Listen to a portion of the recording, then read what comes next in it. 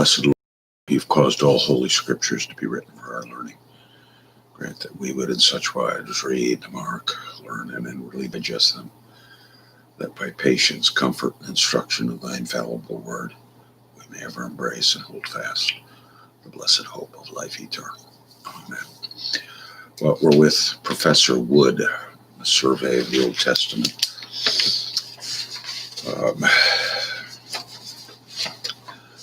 Begin here, page 17.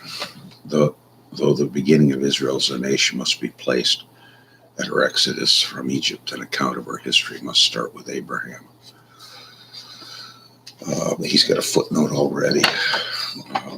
Liberal scholars commonly begin their treatments of Israel's history of the Exodus, giving only cursory remarks concerning the patriarchal period. Now, and Bernard Anderson, Understanding the Old Testament. I was forced to teach that at Coastal Carolina Community College, and it was I see he's down in there got a couple of his editions.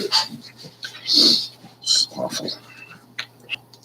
Only when Israel moved across Egypt's border did she have size and identity with which other nations would have to reckon. But she already had a history which stretched back from the time of residence in Egypt to her patriarchal fathers, Jacob and Abraham and Noah and Adam. Source material for Israel's history is found mainly in the Old Testament. Because of this rich treasure of information, her history can be written in greater detail than of her neighbors. In fact, an era of advantage exists over even the great countries of her day. For though archaeological research has filled out their stories in remarkable detail, none boast a document comparable to the Old Testament. This invaluable book tells of Israel's ancestral background, her period in development in the foreign land of Egypt, her beginnings as separate tribes in her own promised land, the uniting of these tribes and a monarchy with names, reign durations, and the main activities of all the kings who ruled, the imposition of punishment by God for her sin in the form of captivity to eastern countries, on the return from captivity by many of her people's consequent experiences. Not only is history contained therein, but law, philosophy, dissertation, and sermon. One learns not only what the people did, but how they thought, spoke, and behaved. One becomes acquainted not only with activities, but the people who acted. The wealth of information is provided, even though the main purpose of the Old Testament is other than to present history. The Old Testament is not a history book as such. Its purpose is to portray God's interest in and preparation for his redemptive provision for sinful man. When man in his representative head, Adam, sinned in the Garden of Eden, need for such provision came into existence. The Old Testament is God's record of how he prepared for and effected that provision as culminated in Jesus Christ, working particularly through the nation of Israel. The history involved is what is narrated in the Old Testament. Accordingly, that historical material which was pertinent to this preparation was included, and that which was not pertinent was omitted. For this reason, though the history is remarkably complete in many respects, omissions occur which a book of history would include, not necessarily. There's all kinds of omissions in historical books. Happily, there's another source of information which helps to fill in these omissions and supply general background. Importance of Israel. Israel was one of the smaller countries of the pre-Christian era, but her history has had a major impact on the world. It is correct to say that the history of no other nation has had more influence, and Israel's law given through Moses, God's own pronouncements as to suitable and just law for a country of Israel's size and situation were laid down. Basic principles observed have provided writers of the day. Some parallels to their productions have been sought in the words of Ipper and Neferrohu of Egypt, or the communication of the prophets of Mari and Mesopotamia to the king. Footnote number 2 is, I'm not sure where that's connected, but dated by almost 2000 BC, prior to the rise of the strong 12th dynasty. He stands before the king, denounces him, points out social deficiencies, and this is about Ipper recommends improvements. Jay-breasted the dawn of conscience, also dated about 2000 BC. He predicts the downfall of the current regime and even names the next. Recently, Van Setters has dated Ipper and Neferrohu to the 13th dynasty. For text and discussion, Studies in Old Testament Prophecy, edited by H. Rowley. Or the Orids of Arabella in Assyria, that is Guilam prophecy and divination among the Hebrews and other Semites. Like the Hebrew prophets, the priestesses employed the first person in speaking on behalf of Ishtar. The frequent injunction, fear not, the promise of help, and overthrow the king's enemies, the assertion of the goddess's greatness, are all suggestive of Hebrew prophecy. But none really rival the brilliant writings of Israel's representatives in kind, variety, and power. In Israel's wisdom literature, the view of this unique people as to God, world, and the life in a more philosophical vein is presented. Here is found dialogue, drama, psalm, and proverb, with appeal to feeling and volition as well as thought. The message for social justice and the supreme place of a life of commitment to God. In both this wisdom literature and the prophets has continued to be significant in history since their writing as they were then. The abiding value of the Old Testament is mainly religious and moral, but its artistic merit must not be overlooked. It contains the finest literary pieces of the day. In fact, the book of Job, the Psalms, or Israel's brilliant chapters are among the finest of any day. They've inspired writers ever since. Not only writers have experienced this inspiration, the world has been dominant since the days of the Roman Empire, and the influence of the Old Testament in fashioning that dominance. Israel's strategic location. Contributing also to Israel's importance was her strategic location, wedged between the Mediterranean on the west, the Arabian Desert on the east. Her narrow 60 miles afforded the only caravan routes for the north-south traffic. South lay Egypt, continuing world power throughout the Old Testament period, dependent on the Nile River. The Nile, flooding annually, gave water to an otherwise arid desert and brought fertile soil for productive farming. It also provided convenient transportation for both people and merchandise. Because of the Nile, Israel prospered and called for extensive trade with countries to the north. We have a nice picture here of a map of Lydia in western Turkey, Heth in northern Turkey, Mount Zavar, Rat, and Media, coming downwards to the south in Iraqi Elam, Persian Gulf. It looks like the ancient coastline was a little further inland. Sumer, Babylon, Akkadians, Syrians, Aram, Naharim, the Mitanni up at the northern headwaters of the Tigris-Euphrates, Aram and Syria. It's got a picture of Egypt, of course,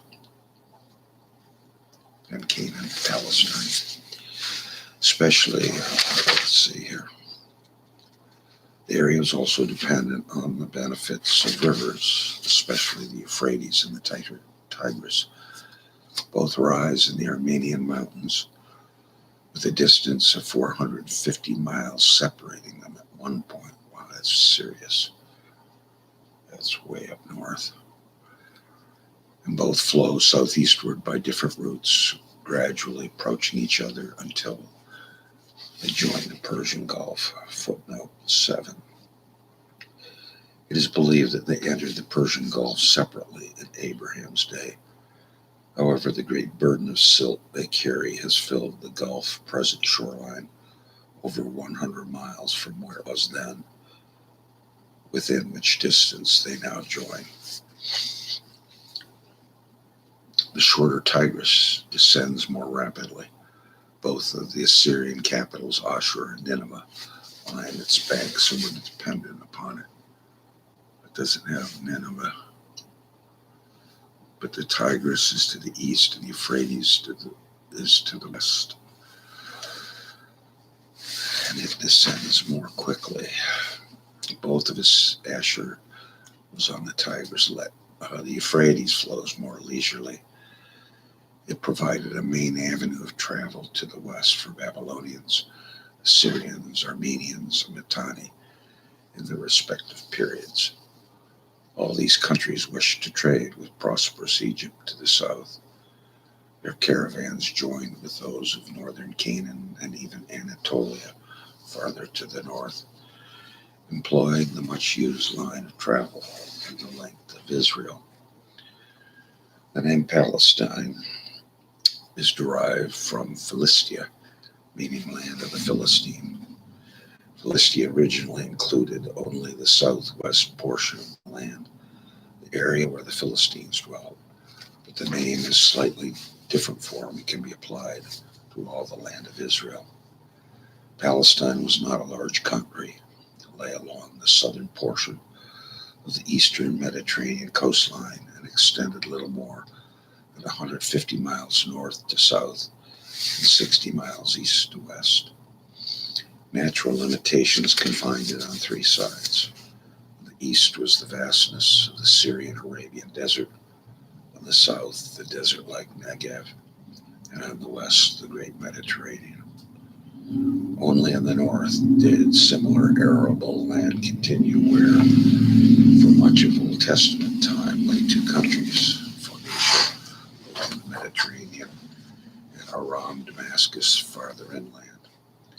Phoenicia became a leading maritime power, and the benefits of her merchandising were in some part shared by Israel because of the peaceful relations continuing between the two countries.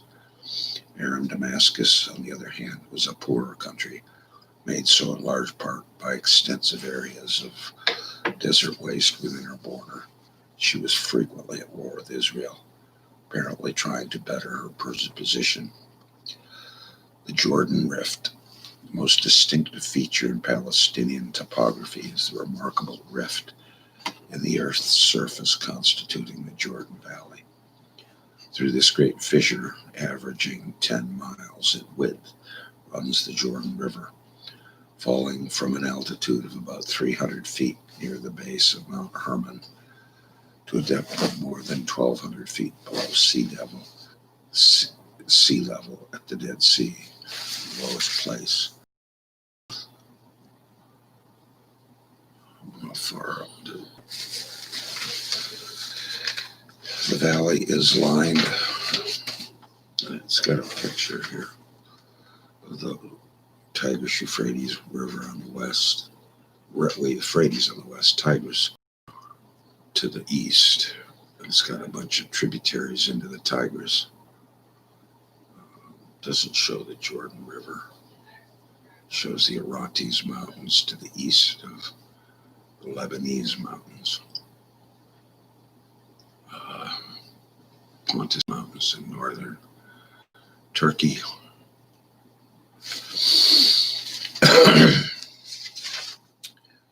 The valley is lined by slopes which are generally sudden and steep, sometimes forming sharply rising cliffs.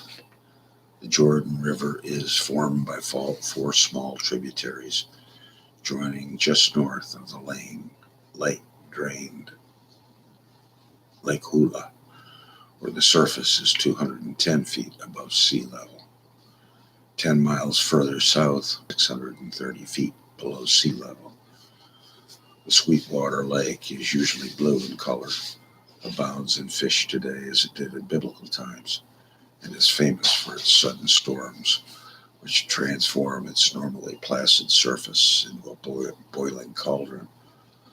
The Jordan Valley properly runs approximately 70 miles from the Sea of Galilee to the Dead Sea. The Jordan River, winding and twisting for this distance, averages between 90 and 100 feet in width and from 3 to 10 feet in depth. Flood season has seen it flow over the banks, however, for a width up to a mile. Extensive irrigation projects of recent years have reduced the flow of water measurably. Footnote 11, both Jordan and Israel take water. Jordan, especially from the Yarmouk River, that's up south of the Sea of Galilee, before it flows into the Jordan and Israel. This concentration in the Dead Sea looks like 25% made up of salt, potash, magnesium, calcium chlorides, and bromide. No wonder nothing can live there. That is just phenomenal. Literally the Dead Sea. The Dead Sea is one of the most remarkable bodies of water in the world. Its concentrated chemical content gives it great buoyancy, but makes it fatal for any form of marine life. Potash extracted from it provides Israel with a source of revenue today.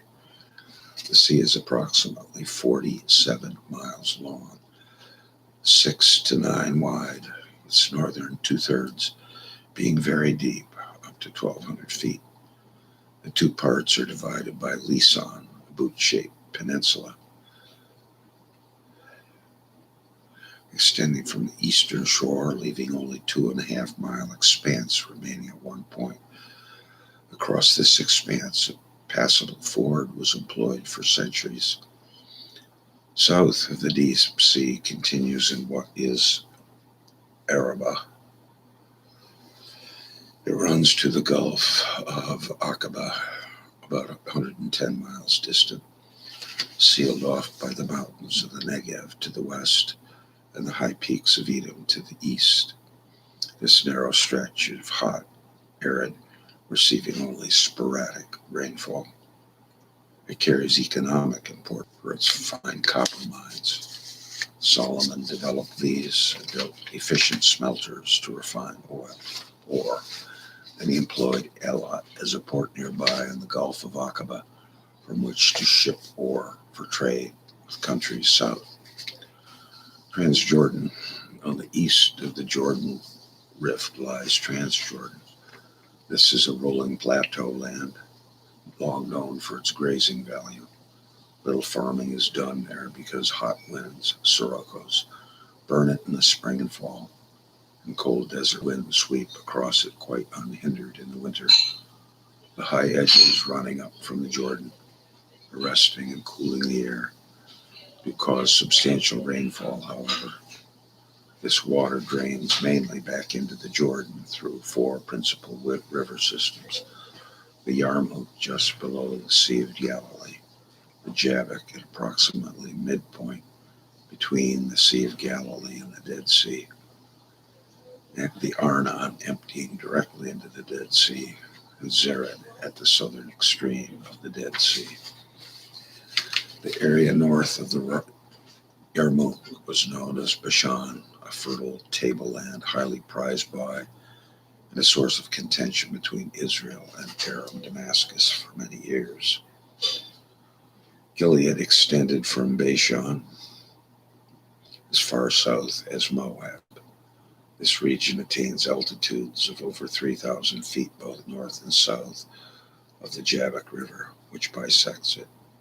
Fine forests covered many of its slopes in ancient times. Moab lay south of Gilead and at times was confined between Zered and Arnon River, but more often controlled as far north as the latitudinal line, approximately even with the northern tip of the Dead Sea.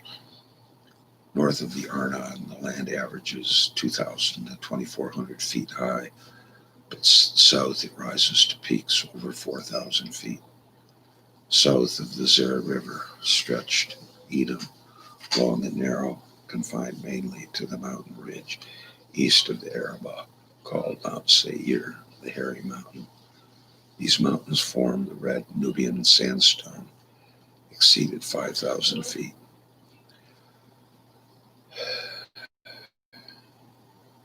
Nestled among them is one of the world's most unusual cities, Old Petra, a city carved from the cliffs and entered only by a long, narrow defile called Seek. The Central Mountains. On the west of the Jordan runs what is often called the backbone of Palestine proper, a series of 3 blocks of mountain country. The northern block was called Galilee, separated from the central block by the expanse of Esdrilian Valley, a fertile farming region in Bible days and even more today. Elevations in Upper Galilee reach more than 3,000 feet, while in Lower Galilee they attain to about 2,000 feet, and peaks are more widely separated by valleys suitable for farming. The middle block was early called Mount Ephraim and later Samaria. The name Ephraim came from the tribe of Ephraim, which occupied the southern half. The mountains of the northern half are not as high as those of the southern half, and again are separated by more valleys. Here the 2 mountains, Ebal, and important city Shechem between them, was especially significant. The southern block was Judea. Those slopes are steep. They were well farmed through Bible times by employing the principles of terracing. As one moves toward the Dead Sea, however, these slopes become arid and bare and form what is called the Judean Desert. Apart from the oasis of En-Gedi and a few less significant settlements, this wilderness region never knew permanent habitation. It was in this area near the Dead Sea that invaluable discoveries of the so-called Dead Sea Scrolls were made. The coastal region between the mountains of Palestine proper and the Mediterranean run the shoreline. The coastal plains are cut at one point all the way to the Mediterranean by the ridge of Carmel, which forms a jutting irregularity into the Mediterranean on a latitudinal line about even with the Sea of Galilee. North of this ridge, running angularly east and west, is the splendid Esdrilian Valley. South all the way to modern Tel Aviv extends the beautiful Sharon Plain, dotted today by fine orchards. Below the Sharon was the excellent land controlled so long by the Philistines. Here the Mediterranean begins to sweep westward and makes the plain wider. Here, too, heavy alluvial soils predominates, making excellent crops possible. Rainfall becomes less toward the south, but is still sufficient at Gaza for architecture or agriculture. Old Gaza appears to have been the metropolis of the region, with Ashkelon slightly north, the main port. The name Shephelah is given to the gradually rising ground between the coastal plain and the central mountains. It too is well suited for farming. Though the Mediterranean extends along the entire length of Palestine on the west, it has never had the influence in the lives of Palestinians, one might think. The reason is found in a lack of natural harbors. The shore is remarkably straight, so that only Ashkelon, Joppa, Dor, and Akko was there any appreciable shipping, and this was limited. Little fishing and trading by water was done by the Israelites, who depend better on the Phoenicians of the north, who did have fine harbors at Tyre, Sidon, and Byblos. The climate. Palestine is located in a subtropical zone. Its temperatures are suited, for instance, to the growing citrus fruits, oranges, lemons, and grapefruit. Wet season extending from about November to April. The early rains come in November, the heavier winter rains in December, January, February, and the latter rains taper off through March and early April. I think that's maybe where we need to stop.